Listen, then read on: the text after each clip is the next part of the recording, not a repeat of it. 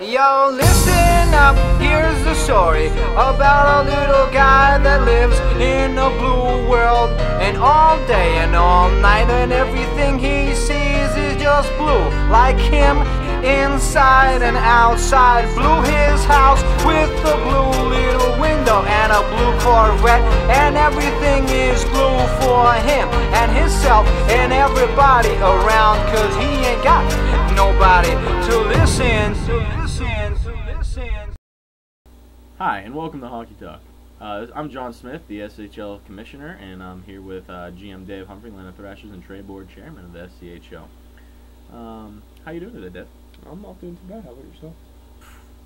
Fresh summer, loving the air, loving the girls. How about yourself? Oh, I couldn't agree more. So we're here to bring you the off-season edition of the SCHL Hockey Talk, Season 11. So we're going to start off with our winners this year. I think the Buffalo Sabres are a big-time winner this year in the off-season. Yeah, definitely. They made some key trades, and I mean, it definitely helped them out. All their young guys coming into their own, getting some ratings in the 70s, and I don't know. They made some decent. They made a signing with Hammerlich. That was a big signing for them, and then they made some trades. I mean, I think they have like 5 defensemen that all have like 90, at least a 90 defensive rating. Or higher. So I think they did very well in the offseason for themselves, and they could be a threat in the Eastern Conference this year. Move on to another Eastern Conference winner, the Montreal Canadiens, and what isn't there to say about his roster right now? I mean, depth. It's insane, and he's got the star players. Yeah. I mean, in an offseason when you acquire Lindstrom, Bobby Ryan, Danny Heatley, and then Rich Peverly as your fourth-line center, I mean, you're having a good offseason. Yeah, and Saad Penetenko. Yes, he did, and that's his fourth-line right winger right now. So, I mean, Montreal could be a team to watch out for this year, as they always are every year in the league. It's just, can they get through the first round of the playoffs this year? We'll see. In the West, we got the Columbus Blue Jackets becoming a big winner. Yeah, they managed to re-sign Kachuk, get LaRose. Who else did they sign? They signed Willie Mitchell. Rob Blake. I couldn't read your writing. Rob Blake. I apologize for that. And they also traded for Martin Baron, which we found maybe could have hurt them off their chances just a tad. Yeah, downgraded the goalie position, but I think they have enough skill to it won't really affect them too much. And then our last winner, hate to say it, but the San Jose Sharks, GM Mike Kelly did a really good job with his team this offseason. He did. He made some really nice signing and trades throughout the whole offseason. Samuelson traded for Guerin, Jokinen, Weiss, Sullivan. It did. I mean, just made his team a whole lot better. He did, and he could be a threat out in the West, which is, we all know, is the school's second conference, or also known as the minor leagues. But we'll get past that. We'll go to our losers now. We got 2 teams picked out as losers, 1 from each conference.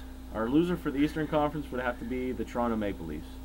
They're in a very tough division, and we just felt like they didn't do enough to help improve their team and help their playoff chances for this year. Yeah, I mean, you could argue that that's probably the best division. I mean, year after year, teams coming out of there always have a really decent chance to, make the Cup final or just win the Cup. Yeah.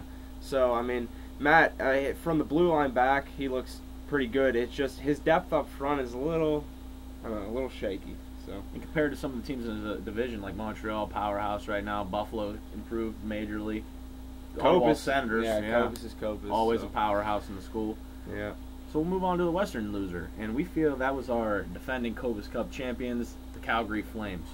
We felt the Flames didn't have enough improvements over the offseason to even have a chance to maybe defend their title. I mean, yes, they'll obviously compete in the Western Conference, but defend their title, we don't feel like that's going to happen this year.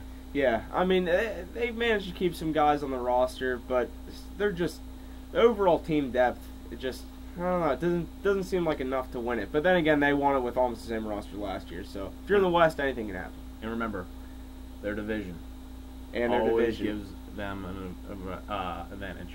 Yeah. So we'll move on to the part where it's the fun part for us, because normally we have to write this in an article, but we get to talk to you this time. Picking our season predictions. Dave and I came up with 8 teams we think are going to make it in each conference, with some of the teams that could be on the bubble for each. So, how about we go and start with the Eastern Conference? Okay. First we have Canadiens, and then followed by the Rangers. Those 2, I mean, either one, they both just. Montreal's probably going to be the President Trophy winner this year. I think we both put my money on Montreal. Third, we have the Hurricanes, winning the Southeast.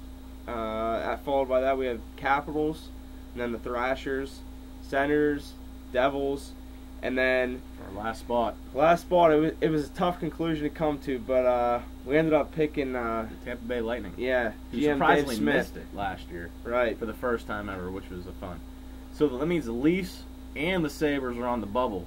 And the Yeah. only reason why we thought about those teams on the bubble is because of their division. Yeah. I mean, playing those 4 teams over and over again throughout the course of the year could beat you up, and hey, we'll see. And I mean, the Sabres having all those young players too. Yeah, that might yeah. hurt their chances. I mean, we don't know how the experience, how much it affects it, but it could. It could. So. So out west, we'll start out with the Columbus Blue Jackets. Their team also is probably definitely one of the best in the West, even though they still have to make some moves to get under the salary cap before the season. So we'll see how that shakes out. But right now, they're definitely the best team. Followed by the Kings, and then our weak division winners, the Vancouver Canucks. Yes, we feel like the Canucks might win this division this year. We had to flip a coin. We flipped the coin, but the Canucks won. So congratulations. Followed by the San Jose Sharks, who we felt had a great offseason, so they're going to pull up. I mean, they're going to battle with the Kings all year long. Followed by the Phoenix Coyotes. Always. And then good another luck team being who wrong. could have been a winner this offseason, but we felt just missed it. The Dallas Stars will make it and finish 6th in the Yeah. West. Followed by the Anaheim Ducks at 7. And then our surprise team, who finished dead last in the West last year, who will make the playoffs this year, the Detroit Red Wings. You heard it here first, guys. The Red Wings will make the playoffs and finish 8th in the West this year. And the Avalanche will miss for the First first time ever. We believe that will happen, and the Blues also, they have a decent team. They're probably just it's gonna be a battle, obviously, for that 8th spot like it always is, but I feel like the Blues and Avalanche will probably just land on the outside Yeah. this year. So, I mean, that's our edition of Hockey Talk today. I hope you enjoyed it. We'll be back to you probably next week to open up the regular season with our Definitely. thoughts on for the first week of the school. Because I'm going to try to get the preseason done quickly because, let's be honest with you, I want the Copus Cup this year. I think we all do. So, Yeah. I mean, let's get the show on the road. But thank you for watching, and until next time, for Dave and me, and Matt, you over there in England, you better get back soon. Yeah. Good night. I'm blue, I've been died, I've been